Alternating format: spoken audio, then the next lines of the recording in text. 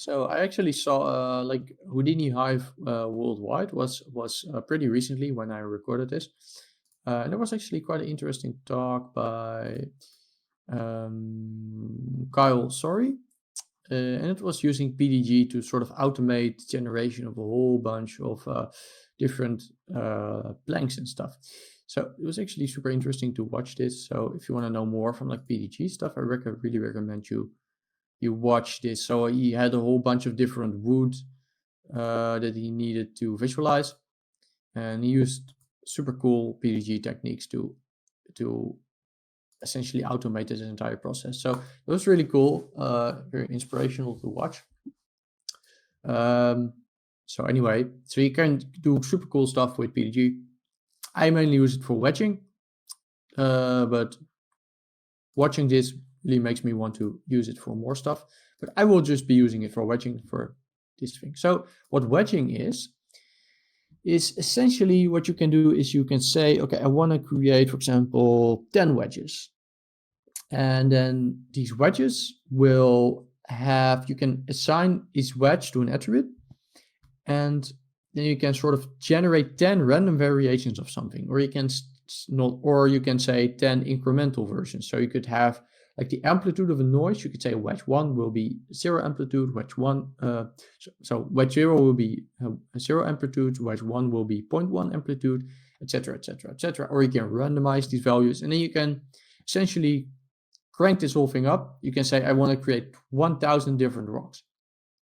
And then it will just compute, and then eventually you end up with 1,000 different rocks, and you can go through which one do I like, or you can actually pick and choose random rocks during render time. Of course, if you have a lot more rocks, then it's going to be slower to do that stuff randomly during render time, depending on the render engine, by the way. But that's essentially what wedging is.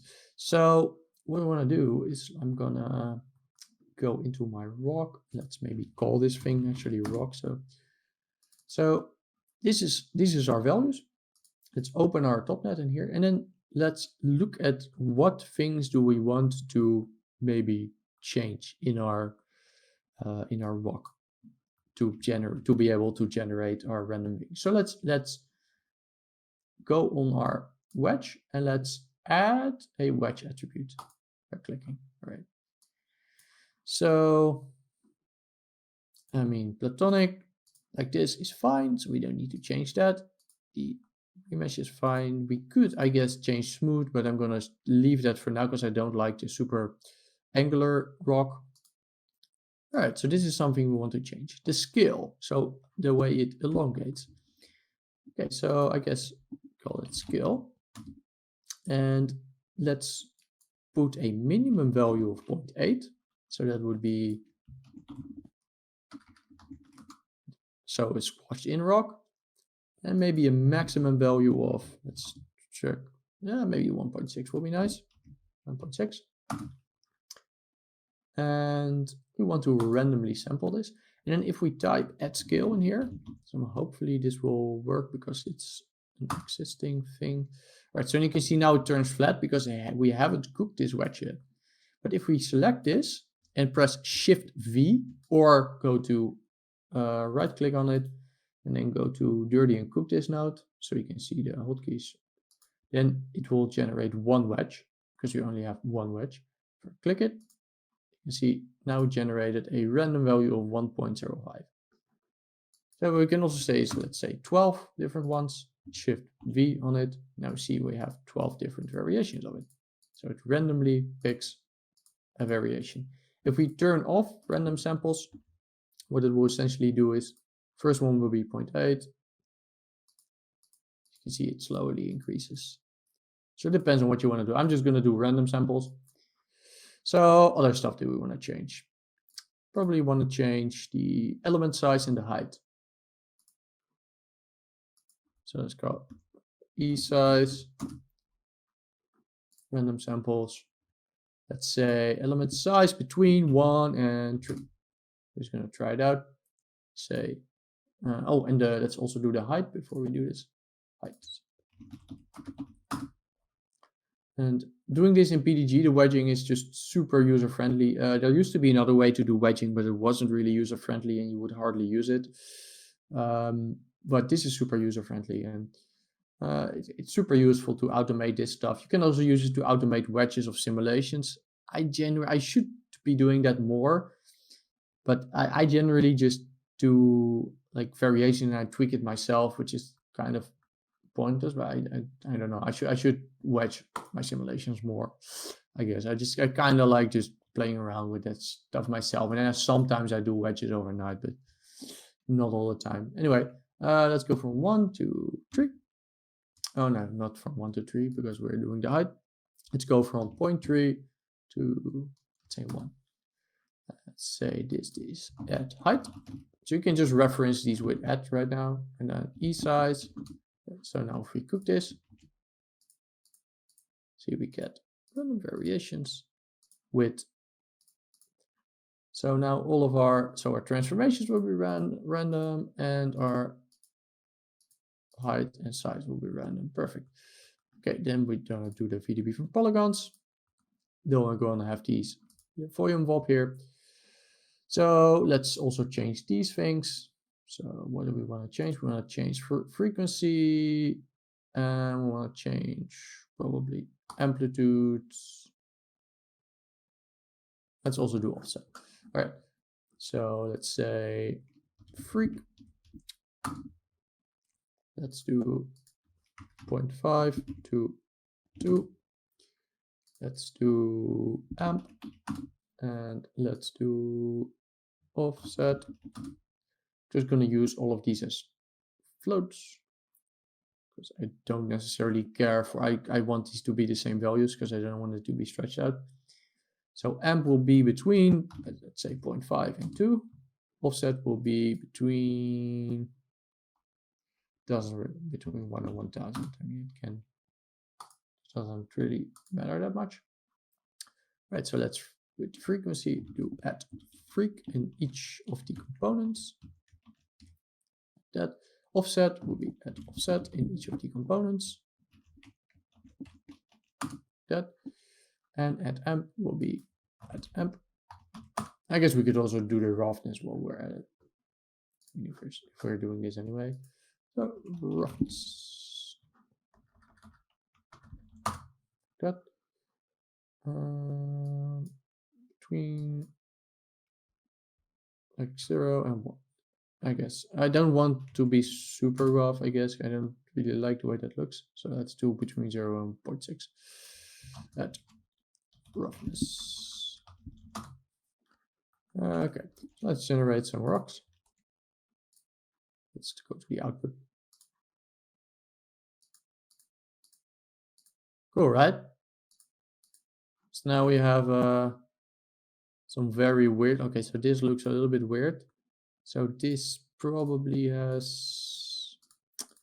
So where is that coming from? Okay, so the amplitude here is probably, so the amp is probably too high for this. So I guess between 0.5 and 1. Let's generate some more. Okay, so that's probably better. So very minor variations, but anyway, so now we have some nice rocks. Okay, so now let's say we want to save these out. So, okay, so I want to do a raw geometry output. Where do we want to cache these?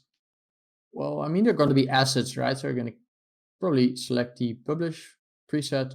Again, if you watch my VFX folder structure thing, this is explained in more detail, but they're just presets that I made to sort of put our assets in the correct location. So again, I recommend you check that video out. You can watch it for free on YouTube, depending on where you got this video. So you might as well watch it. And then all of these presets are included in the download. So yeah, so this will evaluate to our project here. So flip new as geo. So let's set size is actually set to the, yeah, that's correct. Assets geo, call it walk. So wedge index will evaluate to the index of the wedge. So that will be 0, 1, 2, 3, 4, whatever. So yeah, let's generate a bunch of rocks. So let's do how many? So let's do 16 or something. So over here, what we need to do is we need to tell it which things should you evaluate. So we drag this in here. So then we'll evaluate this output. Yeah, I think that's fine. So I guess let's press Shift V. Let's have it save out.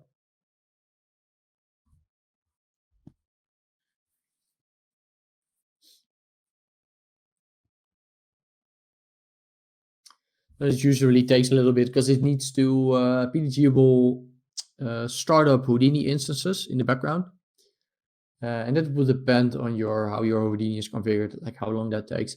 Like my Houdini loads a couple of things from my network drives, and generally that just makes Houdini take longer to load. So generally it takes like a minute for me to start up Houdini, which is, I mean, a little bit annoying, but if you don't have anything like that, Houdini should probably boot very fast. So then this whole process will also be a lot faster. Okay, so that took a while to save out for some reason, but it's done. So what we can do is to check this. Let's go in here. Let's just, I guess what we can do is if we copy parameter and then put this in the references and then click on this, then it will load the current wedge. So if we click through this, we can preview them like this. What we could also do is you could just select it in here, then it would load it with $F. And then what we could also do is then change the parameter interface. And then so that you do that with the cogwheel and add a parameter interface. Then you go to integer, you drag that on here. Call it wedge.